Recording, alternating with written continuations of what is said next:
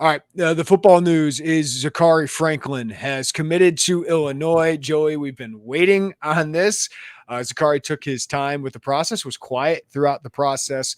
But over the last couple of weeks, there's been a lot of confidence that Illinois would land Zachary Franklin. Here we go. He commits. We'll keep an eye out. I heard that this could be official signed here very shortly with Zachary Franklin, Illinois. So we might hear something from the Illini at some point. But what an addition, and what a spring of additions, really, the last couple months with Terrence Brooks from Texas on board, and now Zachary Franklin reuniting with Barry Lunney Jr.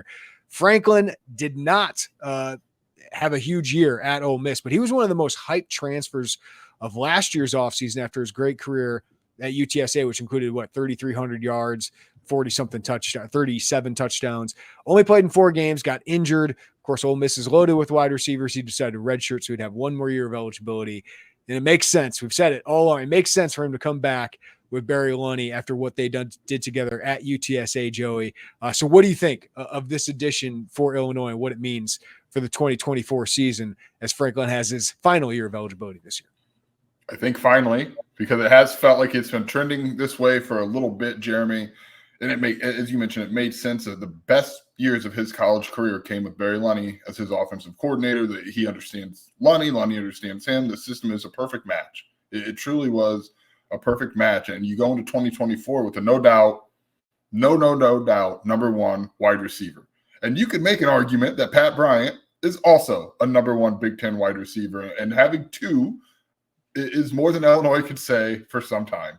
Like, that has been a position that for the last 8 years, Jeremy, longer than that, has just been not up to Big Ten standards. And George McDonald, to his credit, has done a good job of replenishing that. Justin Stepp has done a really good job in the short time that he's been here. But now you've got two guys who you could say are number one wide receivers in the Big Ten. And, oh, by the way, you still got a group of guys who are younger behind them that you think have high potential and that you think can help you win college football games. Just the depth that's building in that room, like, you can't overlook that. It's really, really impressive. It gives them a lot of different options. We've kind of talked about this, and we'll get into that here in a second, just in the way they can move guys around at positions, whether it be outside or in the slot. But as we talked about last week, Jeremy, or maybe even earlier this week, I don't remember anymore, it allows younger guys, Malik Elzy, Kanari Wilcher, Colin Dixon, those younger receivers, Ashton Hollins is in that conversation, to be able to develop at a pace that's probably a little more natural to develop at wide receiver in the Big Ten. You're not asking Malik Elzy to be a no doubt number 2, number 3 wide receiver in the Big Ten as a sophomore. If he emerges into that, great. That's great news for Illinois. But you're not making that, you're not trying to force that to happen. If it happens organically, all the better. I just think it allows everything to be a little bit more comfortable. And in the process, you get a guy who you should pencil in for 750 plus yards and a guy who can help you win football games in a year that I really think you need to get to a bowl game. And that can't be overlooked, man. It's a really, really big addition. It tells you what kind of relationships Barry Lunney has with his players. For Zachary Franklin, could have gone to Washington. Washington was in the college football playoff a year ago. Obviously, a lot's changed at Washington since then, but he wanted to reunite. Jed Fish has some, there's a guy at Arizona right now that is going to be a first-round draft pick, potentially a top 10 draft pick at wide receiver, right?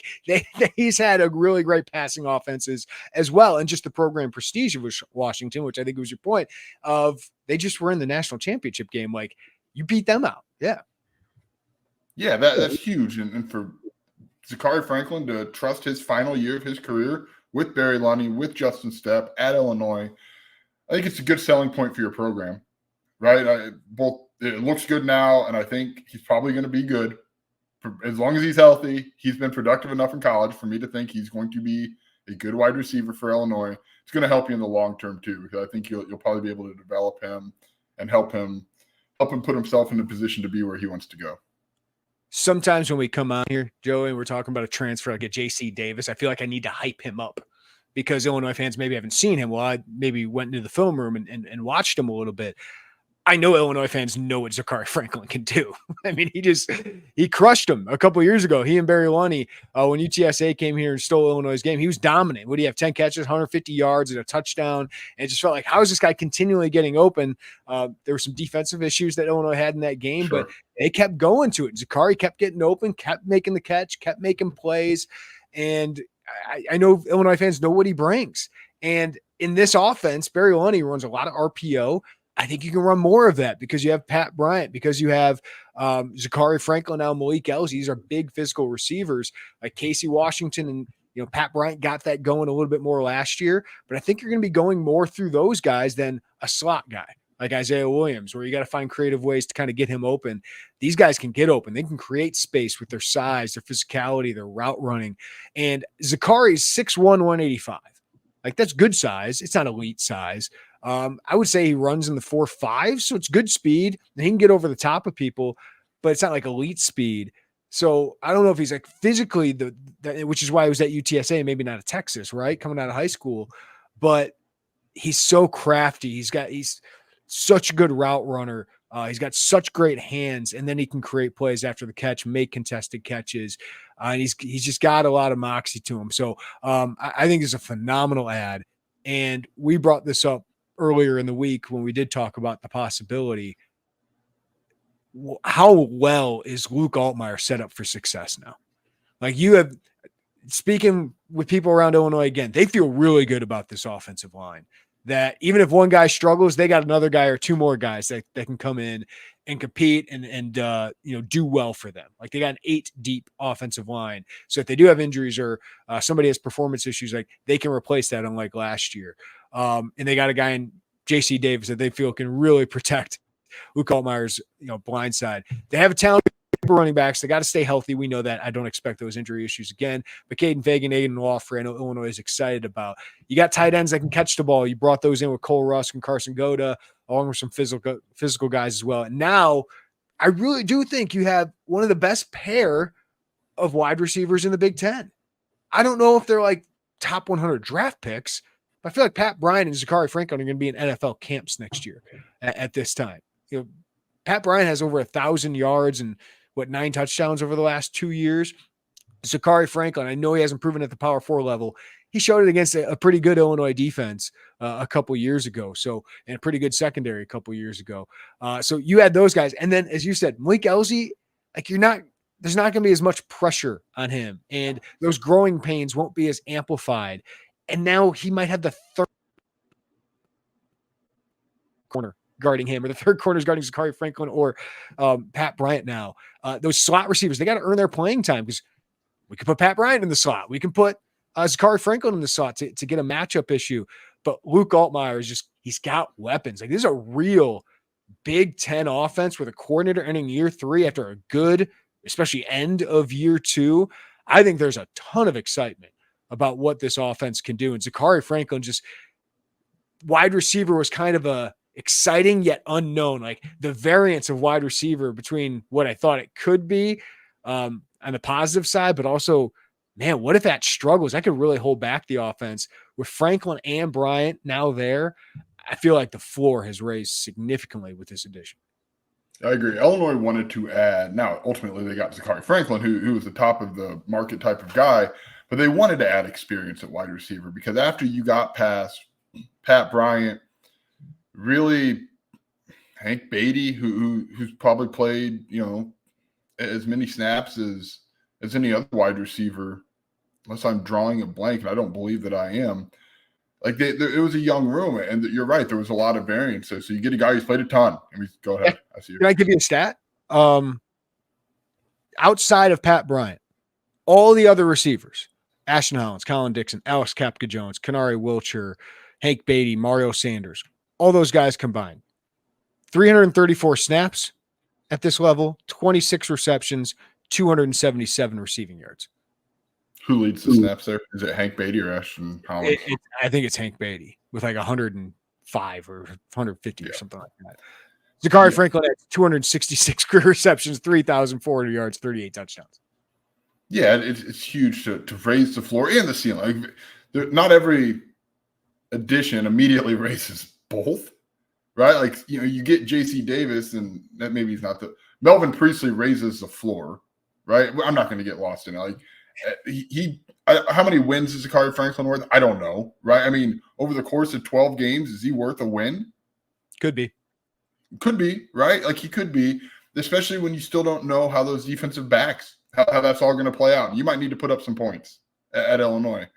So, and you're surrounding, to your point earlier, and kind of where we started this conversation, Jeremy, you're surrounding Luke Altmaier with a number of ways to be successful. And that's, I don't want people to hear that and think, oh my gosh, they don't believe in him. They're doing everything they can to try to, like, I think they're surrounding him with ways to be successful while also assuming he's going to play better football over the course of an entire year than he did a year ago, where a lot of people are hung up on him getting benched late for a generational heater, or they're hung up on what was just a below average start for a guy who is starting the first games of his college career. And what I feel sometimes is being missed is that middle was pretty good football. The middle of the season was pretty good football. The way he protected the football infinitely better than he did in those first 3 or 4 games. He ran the ball well. He started to look more comfortable. How many times does he get benched out of 10, right? I mean, like, you leave with an injury, I would say 5 out of 10 times, if not more, he's back when he's healthy. But John Paddock was doing John Paddock things, obviously now in training camp with the Atlanta Falcons. So I feel like you're kind of putting together a good storm here of, hey, we think Luke's going to be better. And by the way, we're putting a lot of talent around him to really help maybe accelerate that or kind of fortify that growth that we think is going to come out of him and is going to be better. And that's a big deal. And if you're Luke Altmaier, if you're Donovan Leary, as you mentioned, Jeremy, earlier this week, that's a good feeling to look around and know that you've got some options there. And a little bit makes you, kind of feel like what they found, what John Paddock, Casey Washington, Isaiah Williams, Pat Bryant found late in that season. In those final 3 games, it felt like there were options there too. Offensive line was still working its way through things. The running backs were hurt, but I just feel like it's all starting to come together offensively. And then you factor in being in the 3rd year with Barry Lunney. They know his system. Zakhari Franklin knows his system. Like, you get a transfer who knows the system. There's just so much value in that when it's June 13th and you get your commitment now and the guy kind of knows the lay of the land. There'll be some stuff he's got to catch up on for sure. I mean, that's just the reality of it. But he's got a baseline of this. And I think that's invaluable when you know this kind of an accelerated deal going into August. Well, and we've talked about it, that he's got one online course he needs to wrap up to graduate and then enroll at Illinois. But from what I understand, he will be on the Illinois campus this month. So, like, that delay of getting here won't be as big. Plus, as you said, he knows this offense. He knows the playbook. Now, maybe I don't know if it's the same exact terminology Barry Lunney had at UTSA, but I'm sure it's not that far off. So that transition, that might have played a role, right? It's just that familiarity too, to get caught up to speed with the team. But what a heater for Illinois wide receiver recruiting. Braden Trimble at the end of last month, Davion Chandler last week, and now Zakhari Franklin. So Justin Stepp and Barry Lunney able to sell wideouts. And it's a short-term strength, I think, for this team, Joey, and long-term, they have built, and credit again, George McDonald deserves credit for recruiting his position. They have some long-term, really exciting possibilities because Pat Bryant and Zakhari Franklin gone after next year. You got Malik Elzy, Ashton Hollins, Kanari Wilcher, Braden Trimble then comes in after that. I'm excited about what Colin Dixon could eventually be for this team. So just the elevation of recruiting we've talked about, it might be gradual in some of these areas, but wide receiver room is a good example of that. It is. And I want to point out the Barry Lunney, Justin Stepp dynamic, because Barry Lunney was instrumental in Braden Trimble. Justin Stepp came in and helped ease that transition, but Barry Lunney was really out early and out on the forefront of this Braden Trimble recruitment. Obviously, Lunney's got the connection with Franklin. I'm sure Stepp's value here is not nothing. I'm sure Justin Stepp and being the development that he's had, like, I think that probably played into it. Just those two pair very well together. They worked previously together. I think they know what each other is looking for. And I don't mean always like you're in the Big Ten, like physically, there's probably not a lot of variance in what coaches want from wide receivers, right? I mean, you want someone who's big, you want somebody who's strong, you want someone who's fast, you can run around. Like, it's pretty cut and dry in what you're looking for in the Big Ten at wide receiver. I just think personality wise, I think they kind of know what meshes well with Barry probably knows that about Justin and vice versa. And I think that helps to build these relationships, and to the point of Davion Chandler, kind of get in later on a guy and close him down like that. I think you can just kind of see that partnership playing in tandem. And now you're starting to have those numbers offensively to make that sell a reality that, hey, good, you're connecting personally, you fit what we want.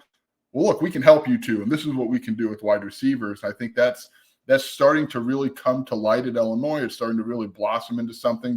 They would probably tell you there's still ways to go, that they wanted, offensively, more steps to take, more consistency, but you're starting to see that play out and bear fruit on the recruiting trail. The other thing is, you zoom out here, Joey, you look at this transfer class. This is a different kind of transfer class than Brett Bielema has had. A lot of it's a really good one. Yeah, like it's a high profile one. And you go get rankings, whatever. Like, listen, 24/7 Sports is Zachary Franklin is the number 136 transfer wide receiver. I disagree with that. I know he didn't have a great season at Ole Miss, but he was like a top 10 wide receiver transfer last year. I still think he's got that in him. He just got hurt last year, and then it just didn't work out at Ole Miss. But you add Zachary Franklin, Terrence Brooks. I'll even throw Dennis Briggs Jr. in there, coming from Florida State. Cole Rusk, you beat out Ole Miss for. I don't even know if Kevin Wigginson's in the top 8 of the offensive linemen right now, but you beat out Big Ten programs. For the Michigan State transfer, who was a starter last year. Like, he would have been the headliner of a lot of these transfer groups outside of quarterback. And JC Davis was a monster win. Like, there are people in college football that were shocked Illinois was able to land him as quickly as they did, because he's got NFL potential. He's a plug-and-play left tackle, and that's very, very valuable. So they swam a little bit with the sharks in this one. I think Brett Bielema knows you got to go here. Like, this is part of college football building right now. But the other aspect of this is Illinois got their NIL in order now. Like, they had a really good offseason from what we heard of raising NIL, and you don't get some of the transfers that they have without having that in order and being competitive there. So if I'm an Illini fan, that's really encouraging, because we saw Brett Bielema do more of the, hey, like Gentle Hunt or Carson Goda or Torrey Cox Jr. kind of fill the depth holes. Well, they need top tier talent now to get some of that out of the transfer portal, and they did that this offseason. Yeah, I do think it's twofold. I think obviously, as we understand, it was a good spring on the NIL front. I mean, it's very, to me, it's very clear when you look at the additions they've made since the end of spring ball. And there was also opportunity, right? Defensive line with you mentioned Dennis Briggs and Gentle Hunt. Like, who's committing last offseason on the defensive line with what you have returned now? You can't say the same about defensive back. I think they should have been more aggressive a year ago in getting a defensive back out of the transfer portal. They were not. And they now know that. Yes, and they've since turned that, and they were aggressive in the transfer portal and got a guy in Terrence Brooks who was heavily recruited. People wanted to get Terrence Brooks on campus, and they didn't do it because Illinois closed that down and did a really good job. Aaron Henry did a remarkable job in that recruitment, start to finish on that. But, like, yeah, you're seeing them get guys who are starters. Like, I wanted to go down the line here a little bit, Jeremy. And if you look at the transfers they added this offseason, only this offseason, you offensive line, your left tackle is going to be a transfer you added this offseason. Your right tackle, Melvin Priestley, I believe he's a front runner. I feel confident that he's the front runner as of now for the starting right tackle job. He's a transfer you added this offseason. I'm going to pencil in Cole Rusk as a starter at tight end. He's a transfer you added this offseason. Zachary Franklin. You go to the defensive side, Dennis Briggs, Terrence Brooks. That's 6. And I just, for whatever reason, feel like I'm missing someone. Well, I would put Gentle Hunt in there. Sure. Torrey Cox is going to play. We'll see if he wins. He's going to be competing for nickel. That seems to be my belief of that right now. Is he'll be competing for this nickel spot. But your point is, it's 6 or 7 transfers. I think that's 6, 7, 8, 9, like 8 guys that are definitely, like, defense. It's more rotation, right? So I would put Gentle Hunt, Torrey Cox Jr., Terrence Brooks, all in there. Dennis Briggs, and then Daniel Brown is a JUCO guy, potentially could be in that mix as well. So you're talking about a lot of your starting lineup you got through the transfer portal, and just this offseason, and potentially some of your best players. Like Zachary Franklin, Terrence Brooks, JC Davis, Dennis Briggs. I expect those guys to be some of Illinois' best players. And the other guy who I would put in that conversation transferred in last offseason, and Luke Altmaier. Yeah.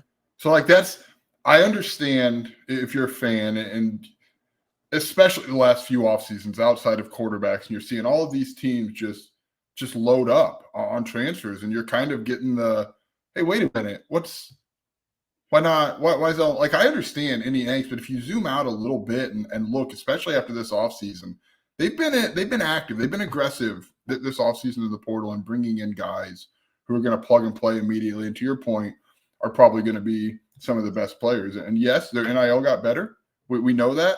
There was also fewer returners in the sense of high dollar guys that we would think to be high dollar guys. Your Johnny Newtons, your Keith Randolphs, your Julian Pearls, your Isaiah Adams, Isaiah Williams. Like you've kind of opened it, quote unquote, salary cap up a little bit, if that's how you want to look at that. And that's, I don't know this to be 100% true, but I would imagine that's probably helped you out in the portal to replace those guys. Well, and let me throw another thing at you. The other aspect of this, because it's all an equation, right? Like what you add, like you can look at the transfer classes of what the talent you added, but what also did you lose? And while there was more than they lost, way more. And I thought yes. Brandon Marcello's piece was really interesting. Now it's all dependent on these transfer rankings and all those things, which can be a bit flawed, but you and I went over it. They lost what? And Brett Bielema was pretty honest about this. They lost 3 guys that they believe were going to help them this year to the transfer, losing them to the transfer portal. Anthony Johnson, who had just transferred in on the defensive line, he was going to be in the rotation. Might not have started. He was definitely going to be in the rotation. Zach Toby at cornerback and Calvin Smith at outside linebacker. But they went out and I think replaced those guys pretty well. Torrey Cox Jr. is going to be able to play right away, has 2 years of eligibility. General Hunt, not as big as Anthony Johnson, but he was more productive at the lower level than Anthony Johnson was, and certainly smaller, but he's a really interesting player. And then you add Daniel Brown, who could be really interesting as kind of an outside linebacker. So Trey Smith might be the one that hurts the most out of all those guys, especially long term. But all those other transfers were really lower roster guys that weren't going to play for Illinois, especially this year, and still were developing. Yeah, that's not coach speak either. Like that, you can just look at the guys who left and kind of who you would project to be in front of. That was all legitimate. And I am glad Brett Bielema said that they lost 3 guys. I'm glad he said, hey, there were 3 who were probably going to be in the rotation for us. But I do think they've largely upgraded the talent in versus the talent out, and guys who are ready to go right now to help them win football games. In the year they've got to win more football games. I don't know. I think this was kind of now where you lost the talent, Joey, was to the NFL, right? Isaiah Adams at guard. Which you'll do that, right? Like it stinks. It stinks if you were to lose guys like that, but that helps you.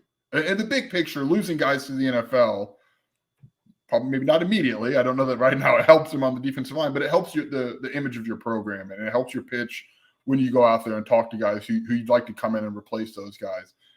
From a win-loss total, no, you're not better without Johnny Newton, Isaiah Williams, Keith Randolph, Isaiah Adams down the line.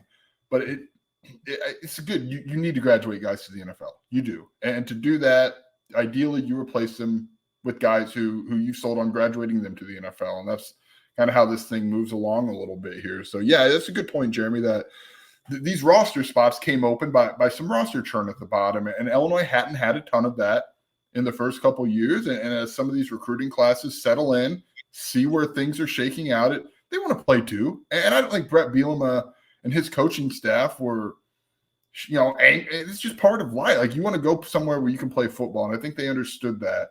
And now they've went out and they've replaced it. So this was more than I thought that they would get in the spring portal, to be honest with you, because the spring portal is so stinking competitive and people get out of spring ball and all of a sudden they look at positions on their roster and it's like, oh my gosh, we need a corner. We need a defensive lineman. And teams are freaking out across the country because this is their last chance to upgrade. So it's a really, really competitive spot. And Illinois came out of it looking pretty good.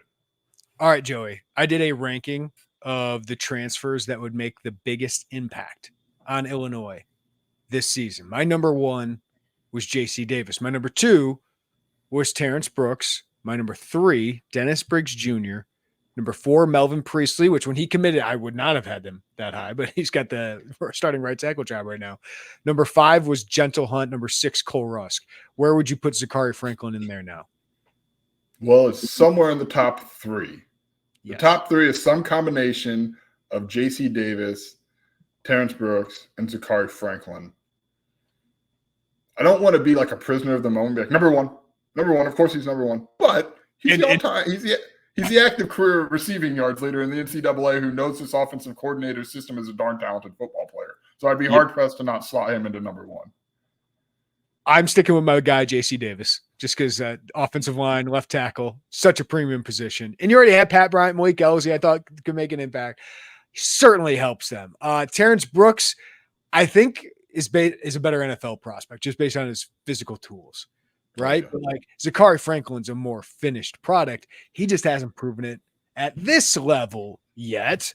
But Group of Five, they're playing some good programs there, and obviously they beat Illinois a couple years ago. For me, it's really hard to go between Terrence Brooks and Zachary Franklin because corner was a bigger need for this team than wide receiver. But wide receiver, I mean, this feels like the cherry on top of this offseason. And maybe that's not even the right word for it because he's an elevator. Both Brooks and Franklin are elevators. Like J.C. Davis to me is like, no doubt, I have no doubt this guy's going to be good. And I think he's going to be really good. And I would project him to be a draft pick next year. And a huge position in need. Brooks is a huge position in need, but Franklin. So I think I'd have Franklin 2 or 3. I can't pick right now. She put me on the spot to pick, and then it was like, I don't know. I'm just going to have to say 2 or 3. But I don't think there's much difference between that. Just because I feel like Brooks was such a bigger need given how bad they were at corner last year. And he's a different talent. He's like, I'm not going to say he's Devin Witherspoon, but like you obviously did not have that type of talent. Now it's on Corey Parker, Aaron Henry have a pretty good track record of this, of getting the most out of that. And I do think the change to the man-to-man heavy scheme is going to really help him. I don't want to overlook Dennis Briggs because I think he's a really important part of their defensive line. He's just really physically impressive. He's been good when he's been healthy, but I'll go J.C. Davis, Terrence Brooks, Zachary Franklin would be my prediction. Can we agree, though, in the top 3, there's almost just little room between each, right? Like I feel like that's a 3 in a tier of its own.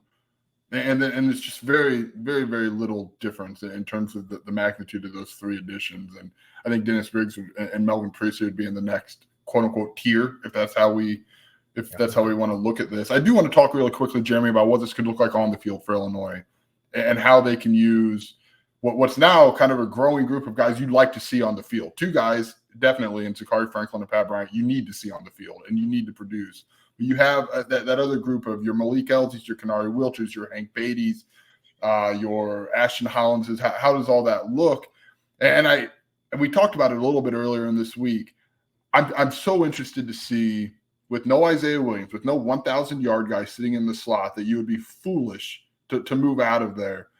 What kind of chess piece, what kind of maneuvering can Barry Lunney and can Justin Stepp come up with on the offense? Because Pat Bryant has talked for 2 years about wanting to play, or maybe not even wanting, that's not the right word, about expanding his game to be able to play multiple receiver positions. At UTSA with Barry Lunney in 2020 and 2021, Zachary Franklin played, oh gosh, I lost it all. No, I didn't. Stay with me for a second. This is tough. This is bad radio, Jeremy. I've learned that from you. How many? Thank you. He played 11.3% of snaps in the slot at UTSA. That's not a lot. Like, I'm not trying to paint that as some absurd amount. It was 16.9% the year after that when Barry Lunney in 2022 was at Illinois. My point is, though, I mean, that's dozens of snaps. Dozens. In 2022, it was 97. It was 48 in 2021. Again, I'm not trying to paint this as like, oh, it's a secret weapon to put him in the slot. I'm saying that versatility exists. You have a couple guys maybe that you would feel comfortable with that, which would open the door to get a 3 wideout setup there of Pat Bryant, Zachary Franklin, Malik Elsie, if that's the route you wanted to go. Yeah, can I illustrate what that looks like? If you have a 6'3", 200-pound draw. Do you have a 6'3", 200-pound Pat Bryant with a nickel corner on him? Like, say, a Tyler Strain, who's a good cover guy, can get into people, but just doesn't have the catch radius or the size. that a Pat Bryant would have, or even a Zachary Franklin, who's just a great route runner, sets up his route, that slant so well, or whatever he's going to run. That's a mismatch. Like, you can create mismatches that way.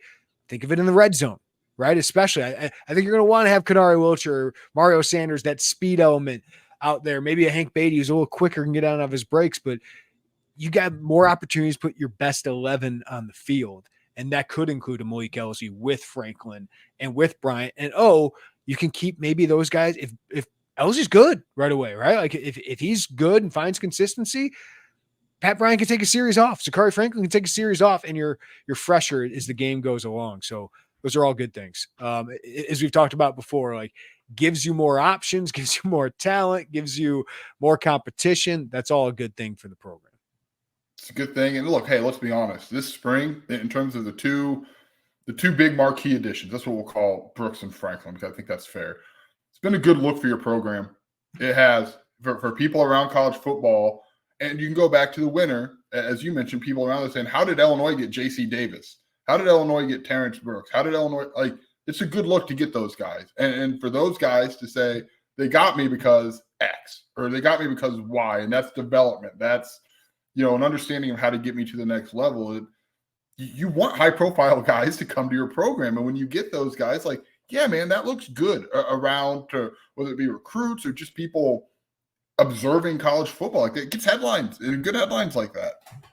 The other thing I love about Zachary Franklin, and this is going to go over Joey's head because he doesn't watch movies. Maybe you did when you were like 10 years old when this movie came out, but I got this movie when I was a teenager. Whenever he scores a touchdown, he does the Sultan celebration with his hands, makes the Z with his hands. That is from Dude, Where's My Car? Ashton Kutcher, Sean William Scott. Yeah, Joey doesn't know it. But so, I mean, I've seen the movie, but it was like 15 years. You rewatch that a lot? You got that stuck in your head? It's such a bad movie, but it's funny as hell. Oh, Jeremy, it's great. It's great. Let's bring this up. I want to end here. So, to these additions, because from our math, the scholarship chart is full. 85. This is the 85. We know what it is. Does the win total move up in your mind? Because they're 5.5 right now in Vegas, the last I've seen, or whatever book you want to look at. I was straddling. Like, I didn't know where I wanted to go, but now they've added Terrence Brooks. They've added some other depth pieces with Torrey Cox. I think could be a starter on this team. General Hunt could be a starter / rotational player on this team. Now you add Zachary Franklin to it. Like, how much more excited are you about Illinois' possibilities, or how much more confident are you that they can be a bowl team? I'm more confident that they can be a bowl team because I think there's reason to be excited about what they've added in the spring. I mean, spring ball's tough because there's guys injured. You don't see a lot. Like, it's hard to get a true gauge of what things are. But I think just looking at the roster, what we thought to be pretty accurately the depth chart, you wondered about cornerback. You wondered about depth at wide receiver. You wondered about all the positions that they've added since the spring. So, yeah, I do feel better that they could move their way into that 6th win to that bowl game. Can we really quickly go down the schedule and say it's just cursive? I'm not trying to get too far in the weeds here, Jeremy. It's just like, yeah, probably not, but hey, toss up. Can we do that real quick? Or probably so? Can we just throw them into like likely losses, toss up? Yes, likely wins. Yeah. So I'm bringing up the schedule now, but I got it here. Eastern Illinois, likely win. Yes. Kansas. Can I call that a toss up? I want to. I kind of like that early in the year. And I think it's such a proving ground. Kansas should be favored. I expect they'll be favored maybe by a touchdown on the road. Okay. Cause they could be a top 25 team. And if Illinois has the same defensive game plan, if they have the same personnel, but they don't, the offense is better than it was. It was better late in the year than it was when they went to Kansas. And obviously the defense, I think, should be better on the back end. But up front, I'm concerned. Devin Neal, Kansas is running backs. They had a pretty good offensive line last year. I know they lost a key player up front, but that's a scary game, but also I think an exciting game. I would say lean loss. that would be where I'd say. Yeah. But I do think you have to objectively say that, but I am excited for Illinois in that game. I think it's a really exciting proving ground for this team, and I like that it's early in the year.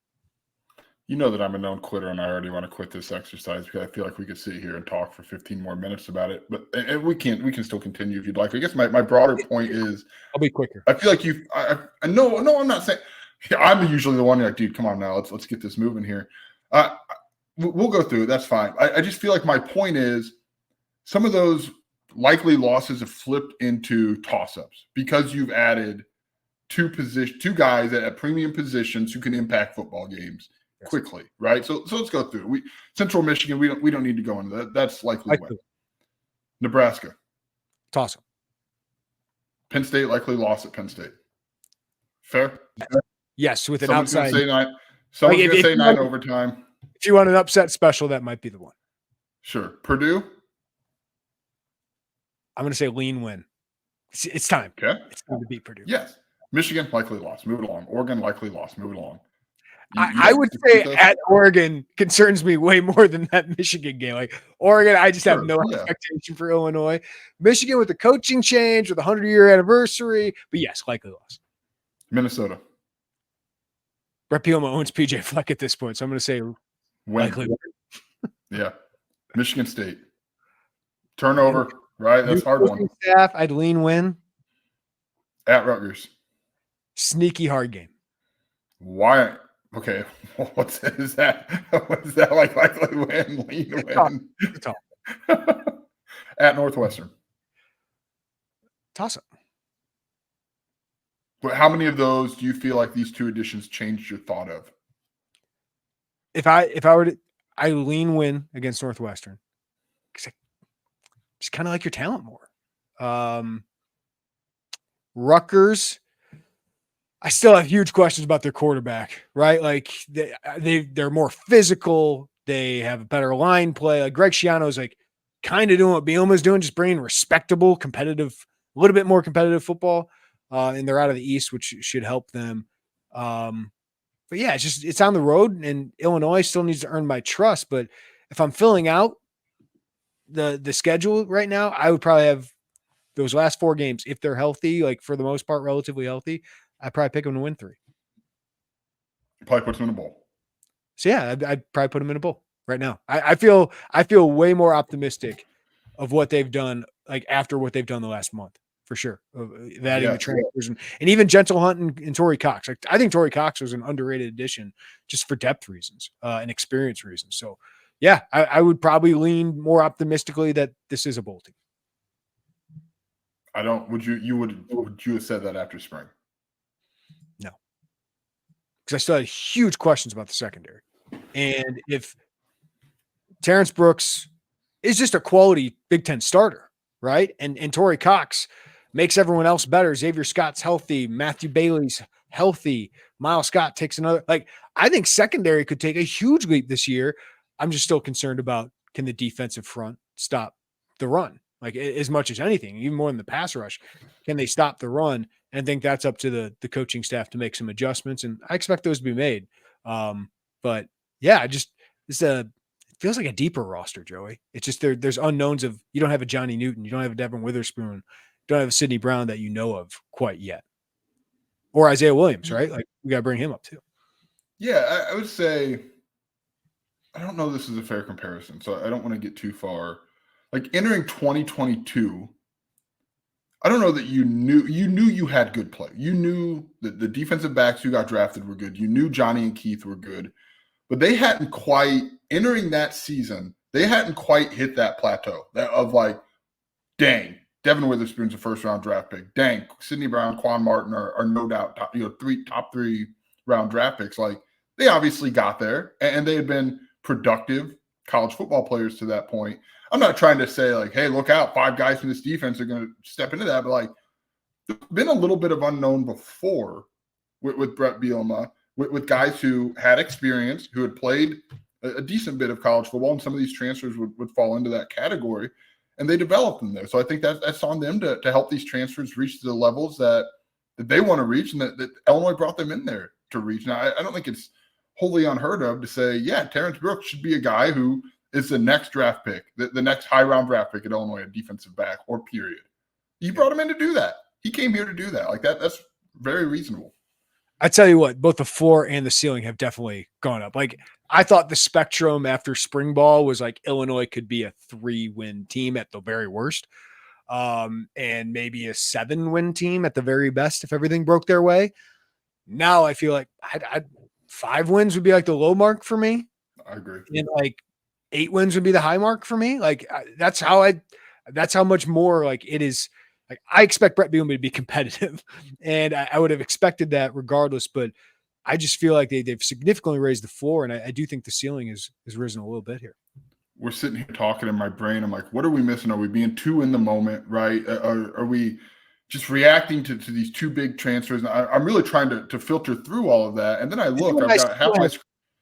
You guys still have doubts. concerns about defense, right? Like you still have to put it together in the secondary. And what if Matthew Yeah. Bailey got hurt again? Or what if Terrence Brooks got hurt? But like adding a guy like Torrey Cox, I think is a big part of that. And just some maturation. I still got to see it with the defensive line. Absolutely. But we say that, and I have half my screen pulled up of the commitment story for Zachary Franklin. I'm seeing 3,366 yards, 50 career games, 266 receptions, and 38 touchdowns. And then I see what they've added in Terrence Brooks, a guy that everybody wanted, a guy that everyone wanted to get onto their campus. They got him. So I don't think we're being too in the moment, but I still would like to see I still like to see it come to fruition on the field. I'm stuttering a little bit because we just got a statement regarding Terrence Shannon to our email and just statements from Josh Whitman and Brad Underwood. Yep. Yeah, I got to pull it up. Illinois just sent out a press release. Head coach Brad Underwood, I am thrilled for Terrence with the news of today's verdict. Under 6 months of intense scrutiny, Terrence has shown tremendous composure, maturity, and focus. He can now put this behind him and move forward with his life. I, along with everyone in our Illinois basketball program, will continue to offer Terrence our full support as he looks to fulfill his NBA dreams.